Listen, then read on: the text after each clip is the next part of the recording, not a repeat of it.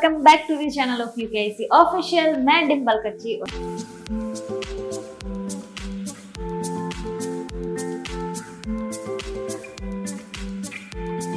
आज हम लोग बात करने वाले हैं बीए के बारे में, जहाँ पे आज हमारा ये chapter 10th chapter that is international trade, outside the boundaries of India, जहाँ पे हम लोग बात करने वाले हैं कि भाई इंटरनेशनल ट्रेड क्या होता है, ठीक है।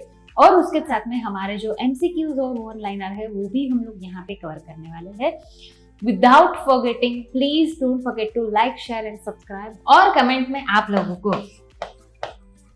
डन डील लिखना रहेगा ताकि मुझे पता रहे आप लोगों ने वीडियो देख लिया है, ठीक है। विदाउट वेस्टिंग मच टाइम हम लोग यहाँ पे कवर करने वाले सबसे पहले सेक्शन ए, जो सब लोगों को बहुत ही इजी लगता है बट एक्चुअल में ऐसा है नहीं, ठीक है। चलो, सबसे पहला, what is the trade of a country with another country. सबसे पहला ये हमारा जो चैप्टर है उसी का हमारा एमसीक्यू है। लोकल ट्रेड बोला जाता है, रीजनल, नेशनल या फिर इंटरनेशनल। ऑफ कोर्स हमारा आंसर आएगा इंटरनेशनल ट्रेड। नेक्स्ट हम लोग बात करते हैं, what is the letter known as on which the importer describe the details of the order, ठीक है। वो लेटर को क्या बोला जाता है, इनपुट, ओजीएल, एलसी या फिर इंडेंट लेटर। यहाँ पे उसे बोला जाता है indent letter. Letter of credit भी नहीं होता और यहाँ पे ओपन जनरल लाइसेंस भी नहीं रहता। यहाँ पे आप लोगों को शॉर्ट फॉर्म लिखना अलाउड नहीं है, so please don't write short forms. By which type of trade can foreign exchange be received. Foreign exchange कब रिसीव होता है, at the time of export trade, import trade, internal trade या फिर regional, ठीक है। जब हम लोग एक्सपोर्ट करते हैं कोई भी चीज, उस टाइम पे हम लोगों को फॉरेन एक्सचेंज करना रहता है, ठीक है। चलो, who issues the bill of lading to the exporter. कौन इश्यू करता है, insurance company, shipping company, the captain of the ship या फिर बैंक। यहाँ पे आपका आंसर आएगा शिपिंग कंपनी। जब शिपिंग कंपनी होती है, वो बिल ऑफ लेडिंग है वो एक्सपोर्टर के पास से रिसीव करता है। उसके बाद में, which bank holds the control over foreign exchange in India. Foreign exchange के ऊपर कौन कंट्रोल रखता है, local bank, merchant bank, reserve bank या फिर सेंट्रल बैंक। भाई सबका बाप रिजर्व बैंक ऑफ इंडिया।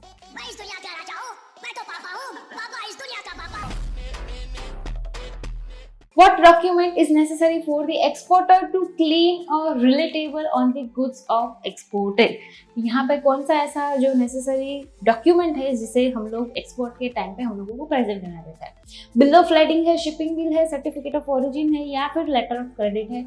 यहाँ पे आपका आंसर आएगा शिपिंग बिल। शिपिंग बिल जब तक नहीं होगा तब तक आप कोई भी गुड्स अपने शिप में वहाँ पे आप लोग इम्पोर्ट नहीं कर सकते। उसके बाद में हम लोग बात करें, which organisation deals with the global rules of trade between the nations।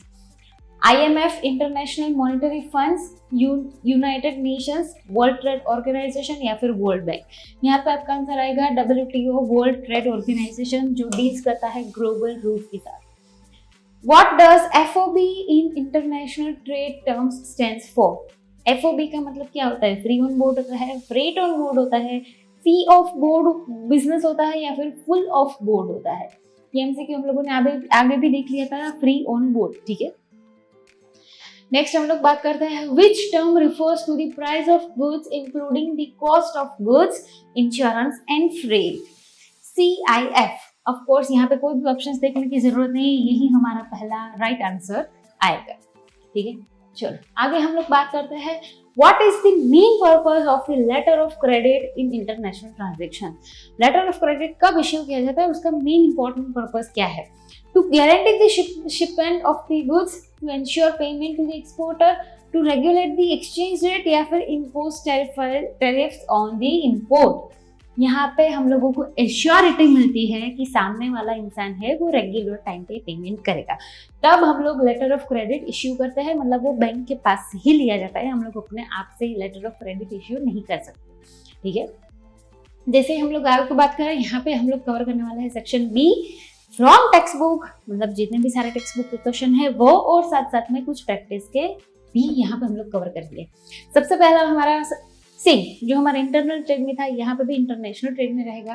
What is the meaning of international trade, जब कोई भी ट्रेड होता है बिटवीन या फिर with outside the boundaries of India, मतलब टू डिफरेंट कंट्रीज, उसे बोला जाता है international trade. What is importer, import किसे बोला जाता है, buying goods from a foreign country, उसे बोला जाता है import.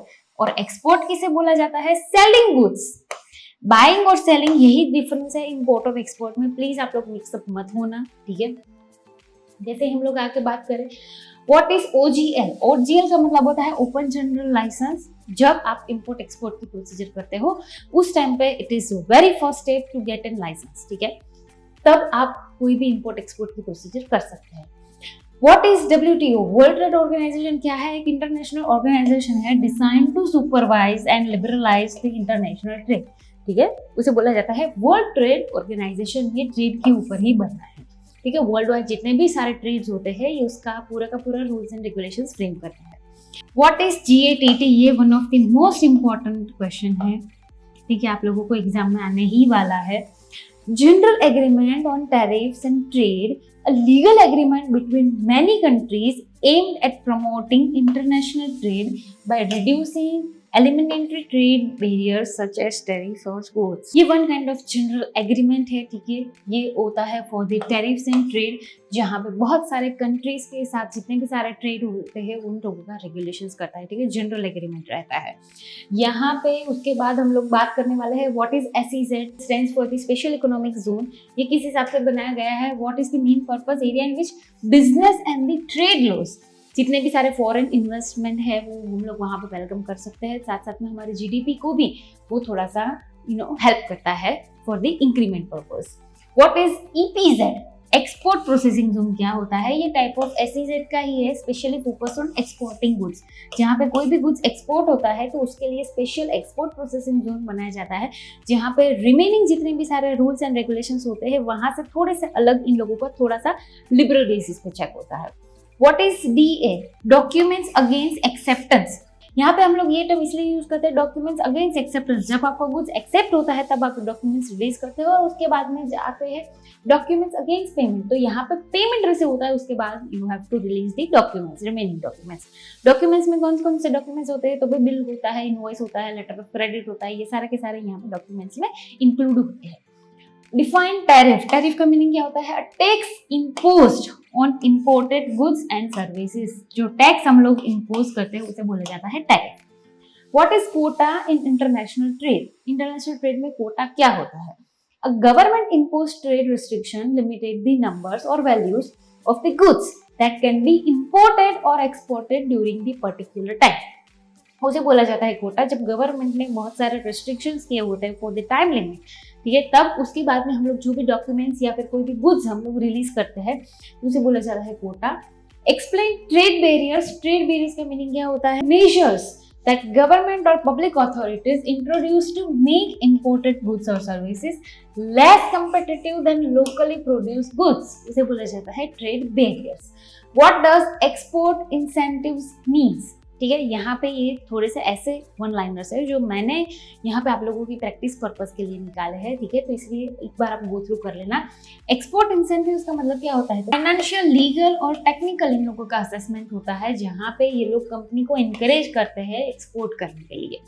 What is bilateral trade agreement, bilateral trade agreement का मीनिंग क्या रहता है? Trade agreement between two countries agreeing on the terms that allows that to trade with each other. जब हम कोई भी एक कंट्री दूसरे कंट्री के साथ ट्रेड करता है, वो एग्रीमेंट करता है, उसे बोला जाता है बायलैटरल ट्रेड एग्रीमेंट, मतलब दोनों की परमिशन है, नाउ दे कैन ट्रेड। तो यहाँ पे आप लोगों के जो चैप्टर नंबर 10 के जितने भी सारे इंपॉर्टेंट MCQs और वन लाइनर थे वो यहाँ पे खत्म होते हैं। मिलते हैं हम लोग लास्ट चैप्टर 11th स्टैंडर्ड के चैप्टर नंबर 11 में। Till then bye bye and wish you all the very best.